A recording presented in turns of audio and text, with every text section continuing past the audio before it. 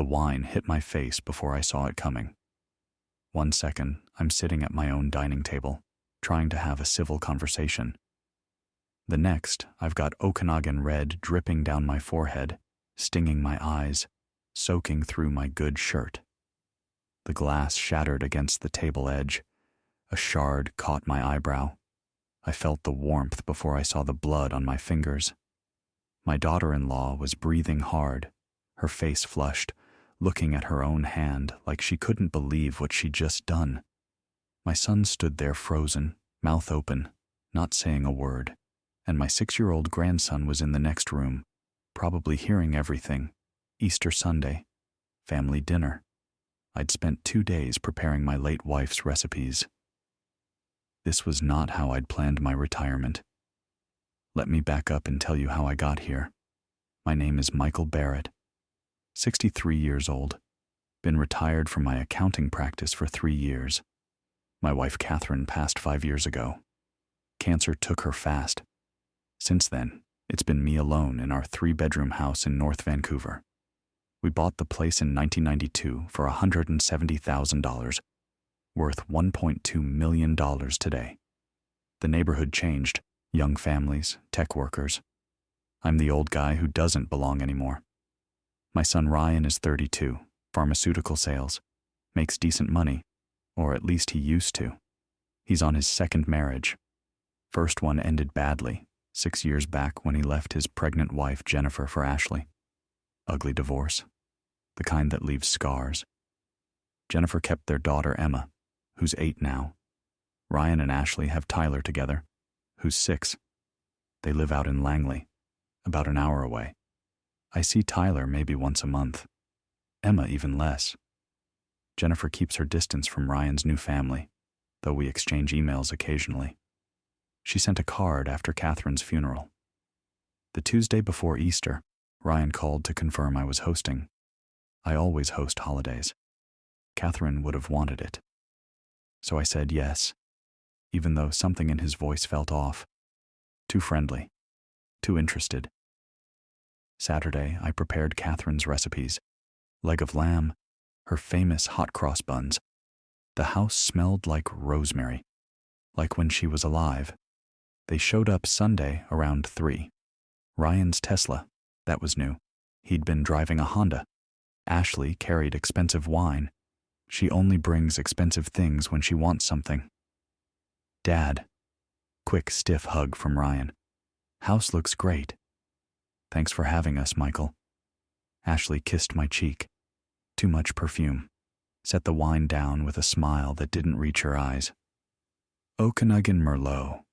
Supposed to be exceptional. Tyler ran up and hugged me. Kids are honest.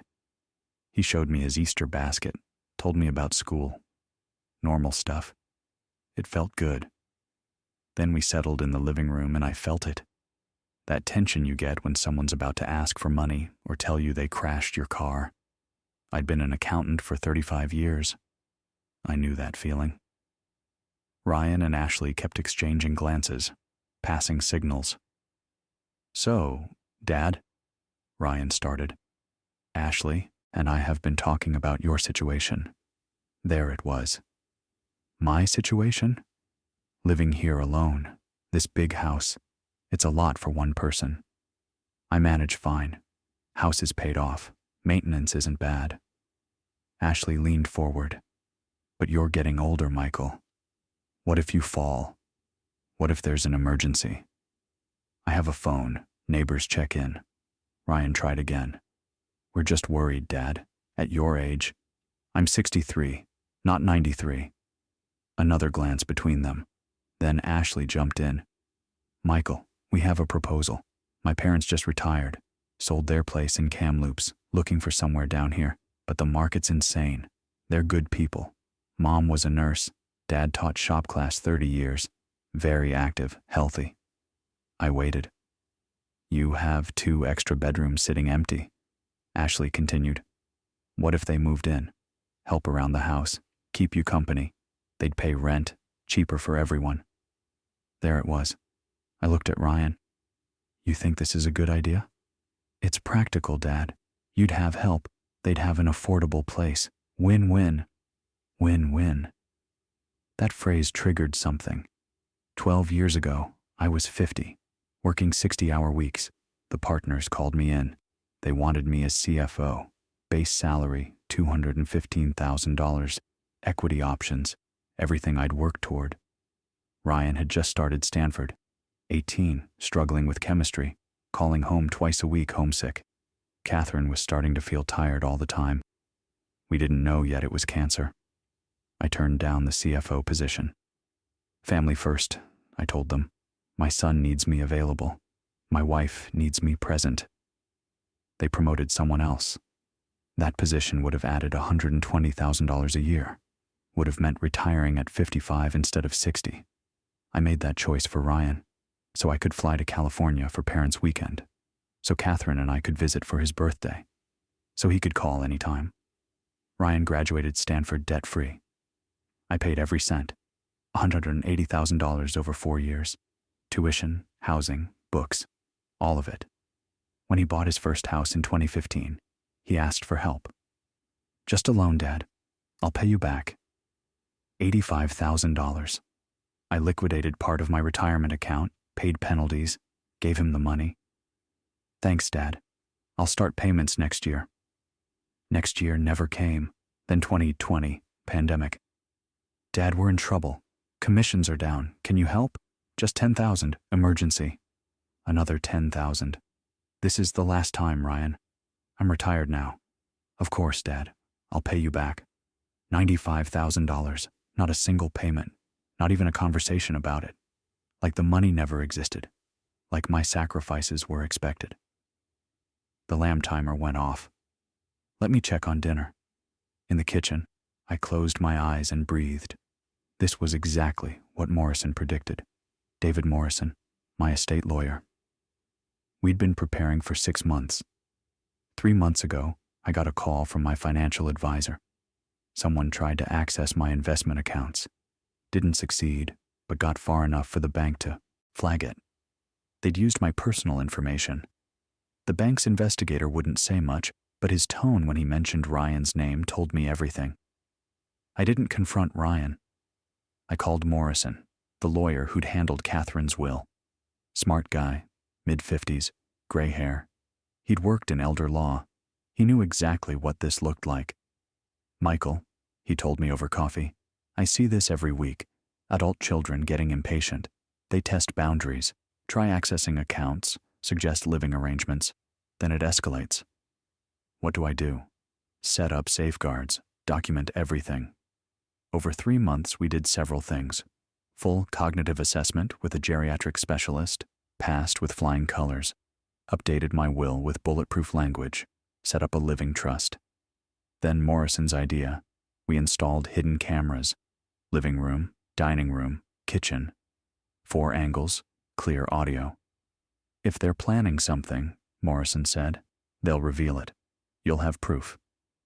He also coached me on what to say if things escalated. Stay calm. Don't threaten. But you can state facts. Financial facts that might trigger a reaction. We rehearsed it. If she pushes about the house, mention their debt situation. Ryan told you about the credit cards. State it as concern, not accusation. Won't that make it worse? That's the point. We need to see how she reacts. The cameras need to show she's unstable and you're reasonable. I'd tested the camera angles the night before. Every corner covered. I checked the lamb. Perfect. Carved it, plated everything, called them to the table. Dinner started pleasant. Tyler talked about school. I asked Ryan about work. Ashley complimented the food. Civilized. Then Ryan brought it up again. So, about Ashley's parents. Have you thought about it? I set down my fork. I have. I appreciate the concern, but I'm not interested. I like my privacy. I like my routine. Ashley's smile faded. Privacy? They're family, Michael. They're your family. But you have all this space. An edge in her voice now. 2 empty bedrooms. What are you even using them for? That's my business. Ryan leaned in. Dad, be reasonable. You're 63. What happens when you're 70? 75. Then I'll hire help or move to a retirement home, on my terms. Those places cost a fortune. Ashley laughed. Why waste money on strangers? Because it's my money and my house. The room went quiet. Tyler looked scared. I kept my voice gentle. Tyler, go watch TV in the living room. Find something on Netflix. He left fast. Smart kid. Ashley leaned forward, voice softening. You know, Michael, I've been thinking about Catherine lately. My jaw tightened. Have you? Such a shame she never got to see the house fully paid off. All those years she worked so hard. She glanced around. She'd want it used, full of family, not empty. Don't. I'm just saying what Catherine would have wanted. Family here, not her husband alone in 3,000 square feet. Don't. Ice in my voice. Don't speak for my wife. Ryan shifted uncomfortably. Ashley, maybe. She ignored him. I'm just trying to help. You're trying to manipulate. It's not working. Her face changed. The sweetness evaporated. What was left was harder. Uglier. Do you know what our mortgage is? What childcare costs? We're drowning, Michael, and you're sitting in $1 million house hoarding space? I'm not hoarding anything. I live here. Alone. Almost shouting. When are you going to move on? That stung. But I kept my face neutral. Then I said it. Calm. No emotion. Ryan mentioned the $45,000 in credit card debt. That must be difficult. Ashley froze. Her face went white, then crimson. The room's temperature dropped. How dare you?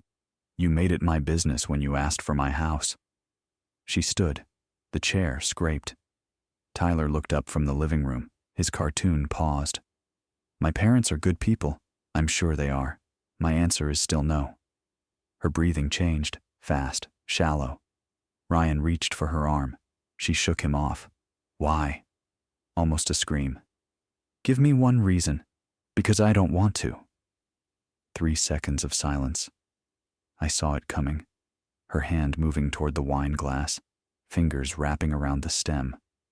Some part of me, the part that had installed cameras and planned this moment, thought, this is it. Time slowed. The Merlot hit me like a slap.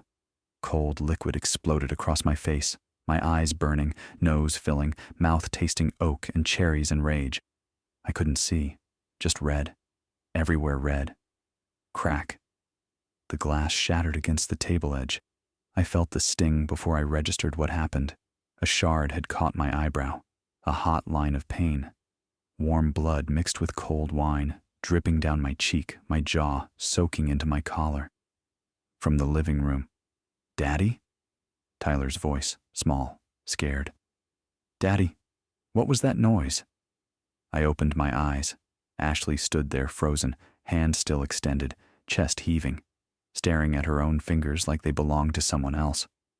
Ryan hadn't moved, mouth open, useless. I touched my forehead. My fingers came away red and sticky. The cameras were recording, all 4 angles, every second. I need to go to the hospital.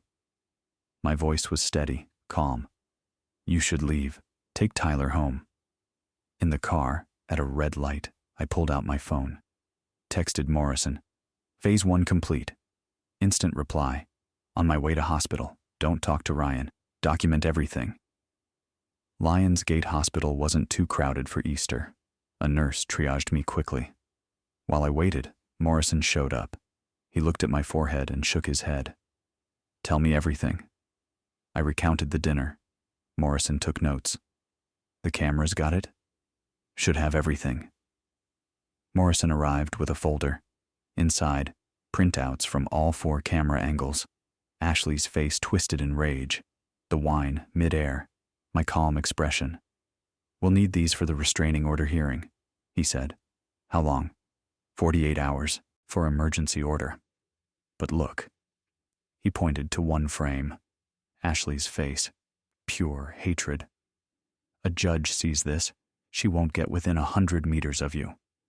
I stared at the photo. This was the woman who'd smiled at me 3 hours ago, who'd kissed my cheek, who'd brought exceptional Merlot.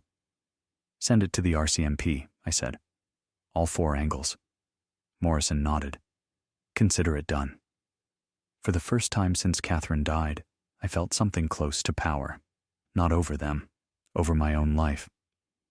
Michael, do you want to press charges? This was the moment we'd discussed. Assault charges, restraining orders. But it would end the family relationship permanently. Yes, I said. Within an hour, 2 officers arrived, took my statement, photographed my injury, collected my wine-stained shirt. Do you feel safe going home? The female sergeant asked. I do, but I want a restraining order against my daughter-in-law. Given your age and the family relationship, this falls under elder abuse statutes. We take that seriously. A doctor cleaned my cut, applied liquid stitches, minor injury, no concussion, discharged around 8. Morrison drove me home. We pulled up the security footage, 4 camera angles, living room, dining room, kitchen, entry. We watched it all. Ashley's escalation crystal clear, her throwing the wine, Ryan's weak attempt to stop her, my calm exit. This is perfect, Morrison said. Clear video, clear audio, unprovoked assault. You stayed calm. She looks unhinged. What happens now? RCMP investigates, probably interviews them tonight. Ashley gets charged, has to appear in court. You'll get a restraining order. And Ryan? Morrison hesitated. He didn't assault you, but we need to address the account access. Exactly. I think they were building to something bigger. This house, your assets. Get her parents in, establish residency, then claim you're incompetent. Push for power of attorney, maybe guardianship. My stomach turned. You really think Ryan would do that? I think Ashley would. I think Ryan's weak enough to go along. Silence. Tomorrow, Morrison said, I file a complaint about the account access. Financial exploitation of an elderly person is a crime. We also fortify your estate documents. Make it clear Ryan gets nothing if he contests the will. What about the grandkids? Morrison's expression softened. Education trusts. Separate from Ryan's inheritance. Independent trustee. They get the money at 25, no matter what. That felt right. The kids didn't deserve to suffer for their parents' mistakes. Morrison left around 10. I sat alone with a bandage on my forehead and wine stains on my collar. The Easter decorations looked absurd. Pastel eggs, spring flowers, celebrating resurrection while my family died. My phone buzzed. Ryan. I let it ring. Voicemail. Then a text. Dad, please call me. Ashley feels terrible. We need to talk. I turned off the phone. Monday, the police called. Ashley had been formally charged, released on conditions. No contact, surrender passport, court appearance scheduled. Ryan called Morrison's office 16 times. Morrison didn't answer. Tuesday, Morrison filed the financial exploitation complaint. The bank temporarily froze my accounts while investigating. I had to prove it wasn't me. Luckily, I'd been at the dentist during the exact time of the attempt. Records proved it. Wednesday, RCMP interviewed Ryan. According to Morrison's contact, Ryan admitted trying to access my accounts to check on his father's financial health. Said he was worried about cognitive decline. That phrase, cognitive decline. Thursday, Morrison and I met with a judge for a restraining order. We presented the video, the assault charge, the account access attempt. The judge granted it immediately. Ashley had to stay 100 meters from me. Ryan could visit, but only with 48 hours written notice during daylight. Friday, my doorbell rang. Ryan, alone. I opened the door but didn't invite him in. He looked terrible, unshaven, dark circles. Dad, please, can we talk? Your 48-hour notice period hasn't passed. I'm your son, and I have a restraining order against your wife. She's sorry. She was stressed, drank too much. She meant it. and you let it happen." He flinched. I tried to stop her. Not hard enough. I pulled out my phone, showed him the cognitive assessment. Perfect scores. Recent date. "I'm not incompetent. I'm done, Ryan." His face crumpled. "What does that mean?" "I've updated my will. You're in it, but only if you respect boundaries. Any attempt to contest it, claim I'm incompetent, manipulate my finances, you get nothing. Emma and Tyler have education trusts. They'll be fine. You and Ashley need to figure out your own lives." "You'd really cut me off?" "You cut me off first, at Easter dinner, for 2 empty bedrooms." I paused. "Ashley's parents lost their deposit on a rental, didn't they? You were counting on living here, not them, you." He didn't deny it. "Get off my property. 48 hours written notice through Morrison's office. That's the rule. Follow it, or I call the police." I closed the door, watched through the window as he stood there for 3 minutes before getting in his Tesla and driving away.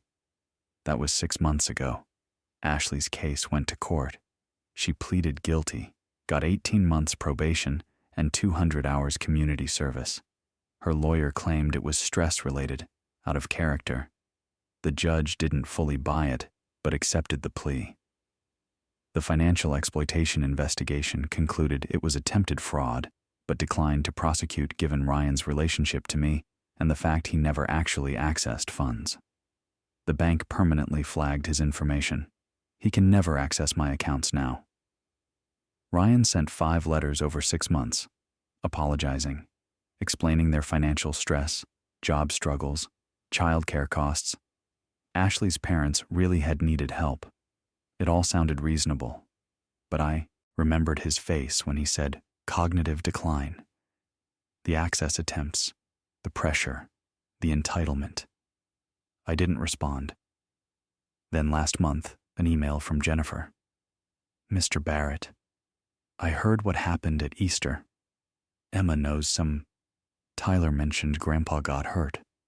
I want to thank you for standing up to them. Ashley's been difficult, trying to cut me out of Emma's life. When I heard about the restraining order, I cried with relief. Someone else sees what she's like. If you're interested, I'd like to arrange supervised visits for Emma. She misses you, draws pictures of you. Asked if Grandpa still lives in the big house with the garden. I understand if you want distance, but Emma's innocent. She loves you. We could meet at a park with me present, monthly if that works. Let me know. Jennifer." I stared at that email for an hour, called Morrison. "Is this legal?"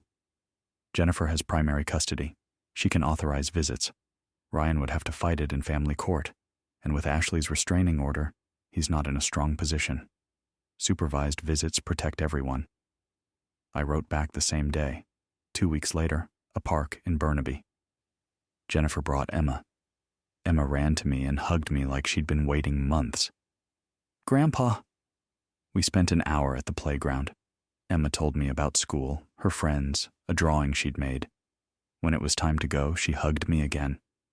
"Can I come back?" "I'd like that."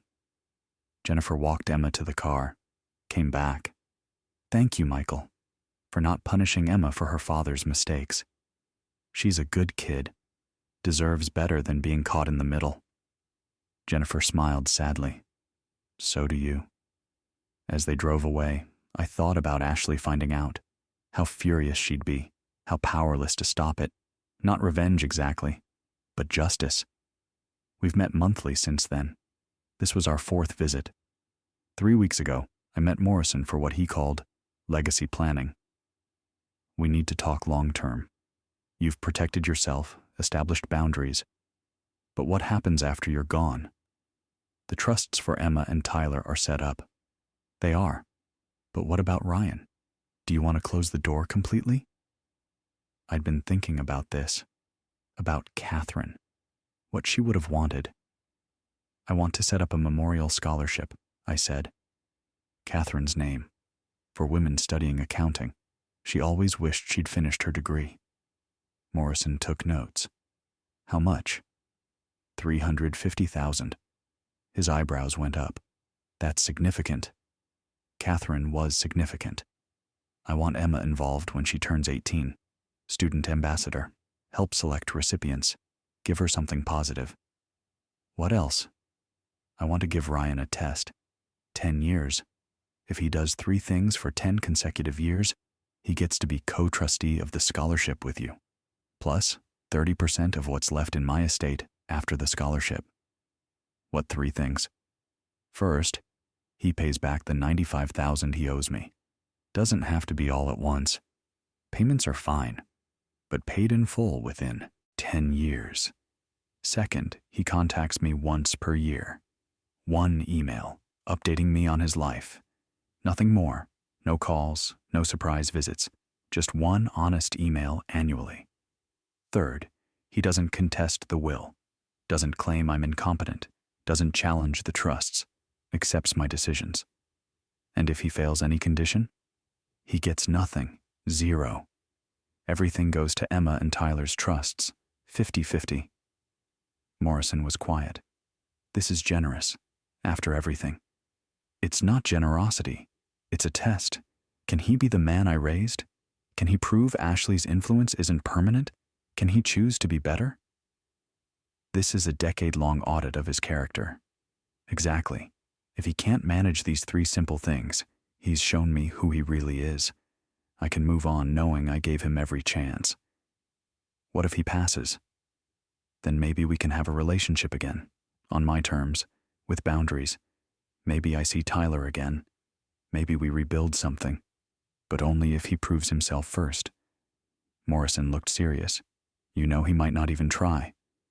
I know, but I need to give him the opportunity, not for him, for me, so I can sleep knowing I didn't just give up. I gave him a path back. Whether he takes it is up to him. That night I wrote in my journal, something Catherine always encouraged. Cat, I hope I'm doing right. You always saw the best in Ryan. You'd say he's lost, not broken. That Ashley twisted him, but the real Ryan's still there. I want to believe that. But I learned something. I have to protect myself first, even from our son. Maybe especially from our son. I didn't cut him off. I gave him 10 years to prove he's the man we raised, the man who called you every Sunday, who cried at your funeral and promised to make you proud. If that man exists, he has 10 years to show it. The scholarship in your name will help dozens of women finish the degree you never could. Emma will carry your legacy. That feels right. I miss you. But I'm learning to live without you. Linda, you'd like her, makes me laugh. Book club keeps my mind sharp. Watercolor class reminds me I can still create something. I'm not just surviving anymore, Kat. I'm living. You'd want that. Last week I booked 3 weeks in Scotland for September. Edinburgh, the Highlands, Isle of Skye. Catherine always wanted to go. We never made it before she got sick.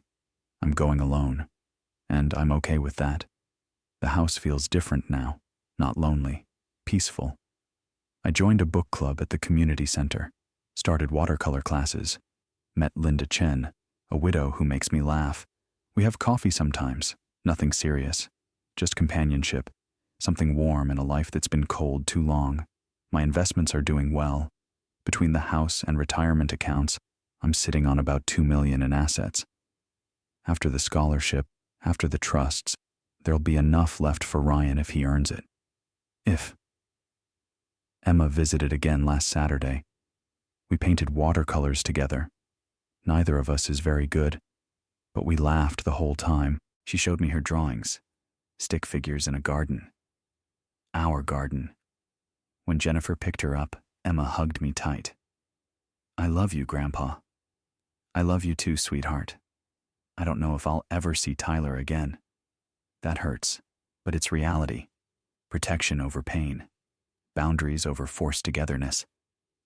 I'm 63. Might have 30 more years. Might have 3. But however long, I'm living it on my terms. In my house, with my boundaries intact. Sometimes family means people who love you unconditionally. Sometimes it means people who want to love you conditionally, if you just give them what they want. I chose myself. After years of choosing everyone else, I finally chose myself. And I sleep fine at night. The house is quiet, doors locked, cameras running. Every morning I wake up in my own bed, in my own house, living my own life. That's not selfish, that's survival. Ryan's first annual email arrived yesterday, October 15th, exactly 6 months after Easter. Dad, this is my first yearly update per the trust conditions. I made the first payment, $9,500 transferred last week. Morrison should have confirmed receipt. Ashley and I are separated. Not divorced, but living apart. Tyler's struggling with it. I'm trying to be a better father than I was a son. New job. Lower pay, but better hours. I see Tyler 3 evenings a week now instead of just weekends. I'm seeing a therapist, working through things I should have dealt with years ago. I don't expect forgiveness. I'm not asking for it. I'm trying to become someone who might deserve it someday, even if that day never comes. I hope you're well. Ryan. I read it 3 times, sat with it. Called Morrison. Did you see it? I did. Verified the payment. It cleared. What do you think? Morrison was quiet. You're 1 of 10. 9 more to go. Don't read too much into it. Don't let your guard down. But it's a start. I didn't respond to Ryan's email. That wasn't part of the conditions. He sends yearly updates. I receive them. That's the arrangement. But I saved it. Put it in a folder labeled Ryan, Year 1. 9 more folders to go. Maybe someday I'll have 10 emails. 10 years of proof my son found his way back. Or maybe I'll have 1 email and 9 years of silence. Either way, I'll know I gave him the chance. Because I chose myself. I chose peace. I chose boundaries. And that choice saved my life. If you're dealing with family pressure, with adult children who think they're entitled to your home, your money, your life, let me tell you what I learned. Document everything. Every conversation. Every request. Every boundary they push. I wish I'd started earlier, but 3 months was enough. Those cameras, that cognitive assessment, Morrison's meticulous notes, they saved me. Get a lawyer who specializes in elder law or estate planning. Not your buddy who does real estate closings. Someone who's seen this pattern before. Someone who knows the difference between a concerned child and a predatory one. Morrison knew within 5 minutes of hearing my story. He'd seen it dozens of times. Have the hard conversations before you're forced to. I waited until Easter dinner. I should have confronted Ryan about the account access the day I found out. Instead, I let it fester. Let them think they could push further. The confrontation was inevitable. I just chose the battlefield. Set boundaries and enforce them ruthlessly. Not meanly, not emotionally, just consistently. 48 hours written notice isn't cruel. It's reasonable. 1 email per year isn't cold. It's clear. When you say no, mean it. Don't explain. Don't justify. Don't apologize. No is a complete sentence. I learned that too late. For years, I explained every decision to Ryan, justified my choices, apologized for not doing more. That taught him my boundaries were negotiable, that if he pushed hard enough, asked sadly enough, I'd cave. Easter dinner taught him different. The wine on my face taught him different. The restraining order taught him different. Protect your assets while you're still competent. Living trusts, updated wills, cognitive assessments, financial advisors who require 2-factor authentication. It sounds paranoid until someone tries to access your retirement account with your mother's maiden name. Catherine used to say I worried too much, planned for problems that would never come. Ryan's a good boy, she'd say. He'd never hurt us. She was right about the boy, wrong about the man he became. Or maybe she was right about him, and I'm right about Ashley. Maybe that's the same thing in the end. Weak men marry strong women. Sometimes those women are strong in all the wrong ways.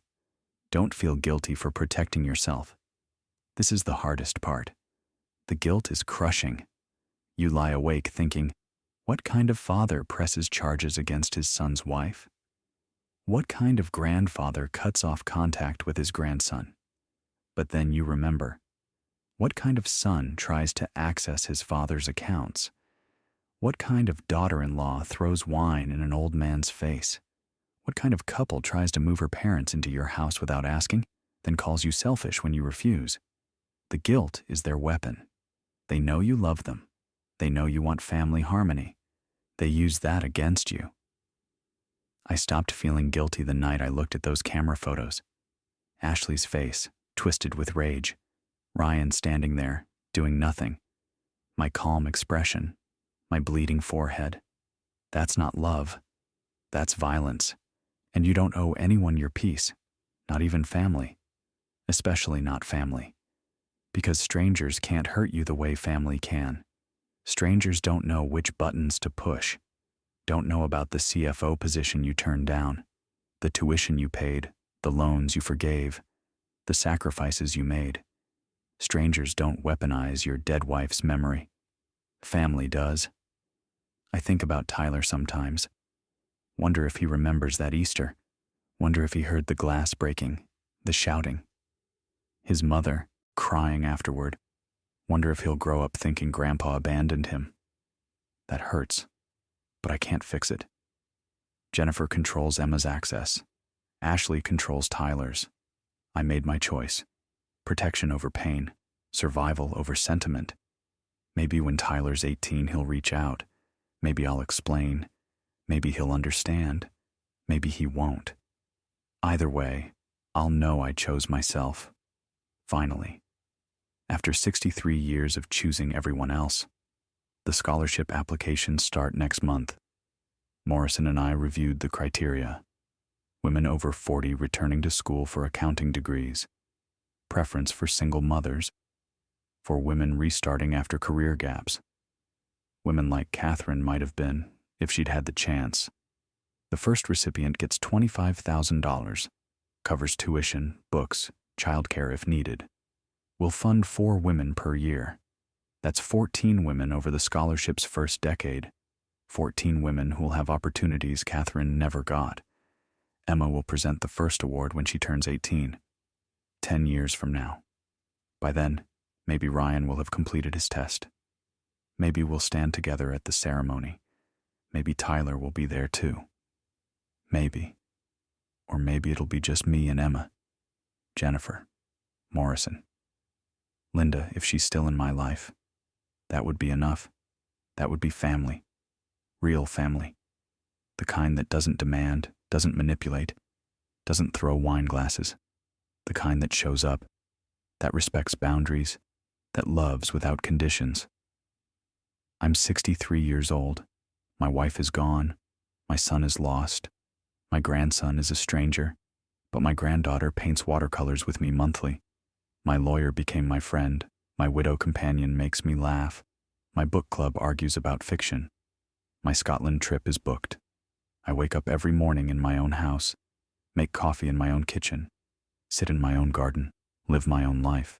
The cameras are still running. The boundaries still hold. The will is still ironclad, and Ryan's folder sits in my desk drawer.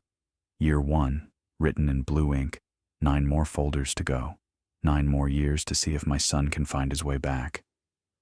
9 more years to see if the man I raised is still in there somewhere. I'm not holding my breath, but I'm leaving the door open. Not wide open, just cracked. Just enough, because that's what love looks like after betrayal. Not forgiveness, not reconciliation, opportunity. He has 10 years to prove himself, to pay his debts, to respect boundaries, to accept consequences. 10 years to show me that somewhere under Ashley's influence, under his own weakness, under all the entitlement and excuses, my son still exists. And if he doesn't, if those 9 folders stay empty, then I'll know I tried. I'll know I gave him every chance. I'll know that choosing myself wasn't giving up on him. It was refusing to give up on me. That's the lesson I learned at 63.